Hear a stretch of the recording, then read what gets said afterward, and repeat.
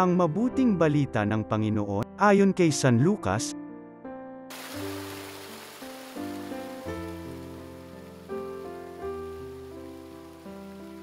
Dumating noon ang ilang tao at ibinalita kay Jesus na ipinapatay ni Pilato ang ilang Galileo samantalang ang mga ito'y naghahandog sa Diyos.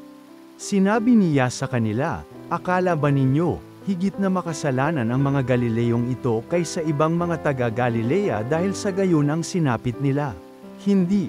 Ngunit sinasabi ko sa inyo, kapag hindi ninyo pinagsisihan at tinalik din ang inyong mga kasalanan, mapapahamak din kayong lahat."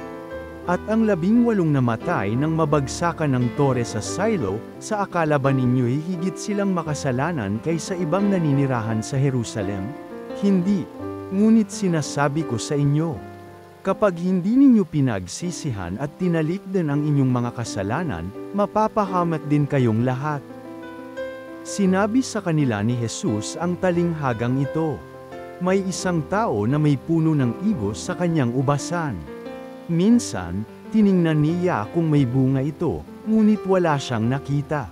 Kaya't sinabi niya sa tagapag-alaga ng ubasan, 3 taon na akong pumaparito at naghahanap ng bunga sa punong ito, ngunit wala akong makita. Putulin mo na. Nakasisikip lang yan. Ngunit sumagot ang tagapag-alaga, huwag po muna nating putulin sa taong ito. Huhukayan ko ang palibot at lalagyan ng pataba. Kung mamuong nga po ito sa darating na taon, mabuti, ngunit kung hindi, putulin na natin. Ang mabuting balita ng Panginoon.